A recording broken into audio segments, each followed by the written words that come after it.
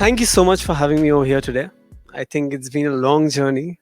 I think the first time I ever did this talk, it's only 3 years. Yeah, life has actually come a long way. So, what are we going to be talking about today? It's not entirely about the R programming languages. I'm going to be talking about three specific subjects. Okay. Firstly, I'll be talking about my personal love story, about how I got into this programming, coding, or this fancy word called data science. First time I heard it was back in 2016. Second thing which I'll be talking about is the implications AI is going to be having in the futuristic society and how AI needs to be leveraged and looked upon. And thirdly, what can we do regarding AI and how do we decide not just the ethical implications, but how do we progress forward as a society? And it could be in a small community or in a small town like Brighton or even in a big metropolitan city. And I know you might be wondering why I have this talk titled Are You Into It? There's a funny story behind it. I go back to India in the year 2022 for a couple of months to meet my parents. And my dad comes up to me. He's like, "Hey, Yagyansh, are you into this thing?" He came across ChatGPT. And like any person, he kept on playing with it. And he kept saying, "It's so mind boggling." And he kept on using this phrase, "Are you into it? Are you into it?" Which is why it's more of a homage for his revolution towards ChatGPT and AI. Now, this is me. I was 6 years old, playing on my dad's computer. It's a bad image. I had to go through Facebook, find some random image, and I was introduced to computers and laptops through my dad. He kept on saying that, okay, I need to make my Excel sheets. I had zero idea what he was doing. All I wanted to do was go into Microsoft Office, Paint, or some kind of thing, play that Minesweeper, and just keep on playing those games. Funnily enough, this is 2016. This is me graduating with my best friend from university.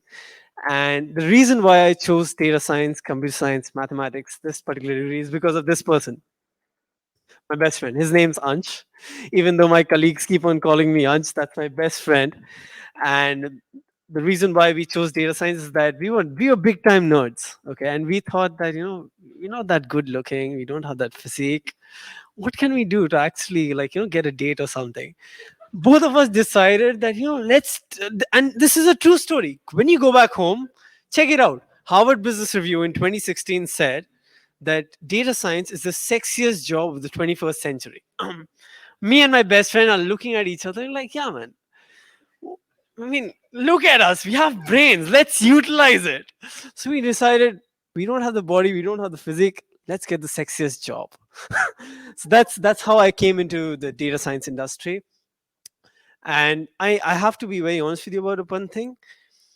Even though this was a risk decision for me, because I came from a mathematical background, coding wasn't my specialty. Life is mostly about taking the leaps of faith. Remember that it paid off. I mean, as Steve Jobs says, that when you connect the dots, that's how it looks. That's how it seems to come in shape. But in my personal opinion, I would say that sometimes just go with your gut, follow it. I was grateful to meet Jeremy and many other people along my career trajectory. Now, coming to the second pillar. These are tweets. This is a web scraping I did through Python and a bit of R about the different tweets that were showcased on Twitter after the launch of GPT. Yeah. Can anyone tell me what does GPT stand for? Anyone? On the, yeah, that's right. That's right, Lincoln. Perfect.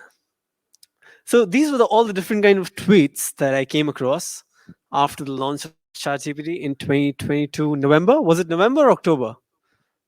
Am I right or am I wrong?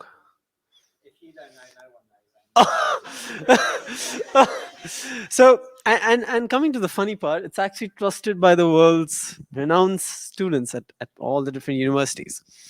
Now, my question, or perhaps my dilemma towards this amazing piece of software and AI application is this. This is what I want to talk to you about today.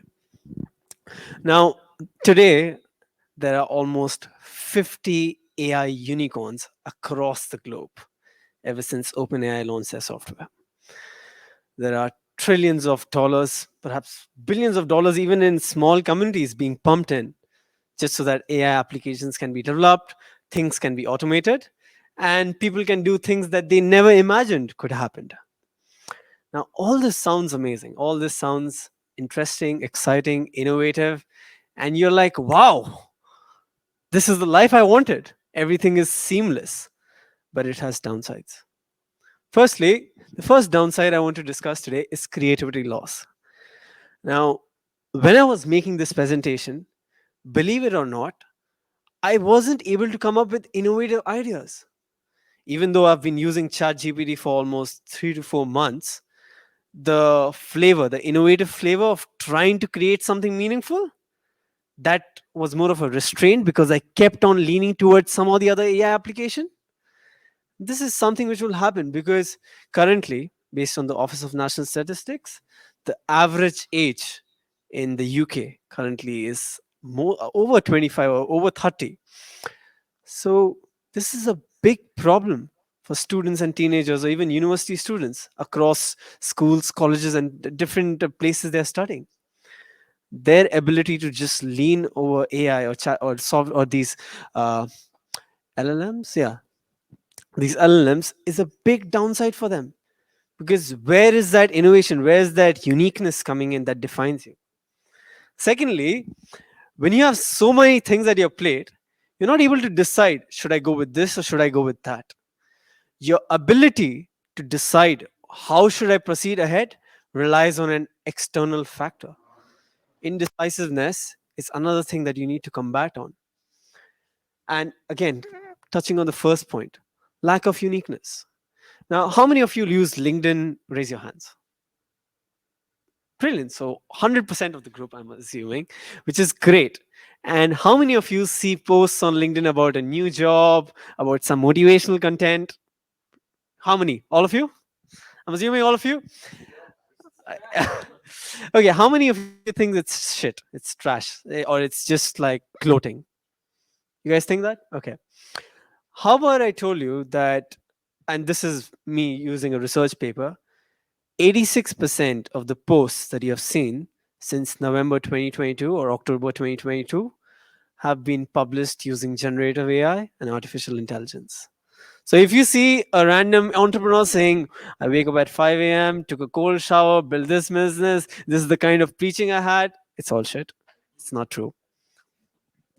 And this is where why while I support that you should create your own brand, you should have your own sense of uniqueness, there's a thin line and there's this sweet spot that you need to leverage. There's this wonderful tweet that I came across, AI won't replace you, someone who uses AI will replace you. And that is fundamentally true, but not at the cost of having your uniqueness or your own self being diminished. Now, what can you do? This is the third thing which I want to talk to you about today. How many of you have attended hackathons? I'm sorry, I'm making you do a PT exercise. Brilliant. So, Lincoln, at a hackathon, my bad. At a hackathon, what's the one thing that makes excites you? What's the one thing that excites you at a hackathon? Working on brilliant. Has anyone else attended a hackathon? Okay, but I remember from my personal experience, it's just the ability to leverage others' uniqueness and their strengths, and of course, combining it and creating a new solution. What I mean by ethical hackathons, in the next decade, in the next 5 to 10 years, we'll be having hardware integrate or perhaps software almost replace 90% of hardware that we see. You saw that from the recent launch of the Oculus. You saw that from the recent launch of the Apple VR Vision. How many of you have seen that trailer by Apple, the VR Vision headsets? So you've seen how Apple has fundamentally changed the landscape, how they're wanting to enter the virtual reality.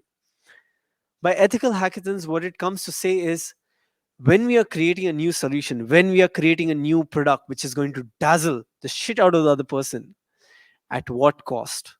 At what cost is it coming to the next generations or the next people who are going to be using it?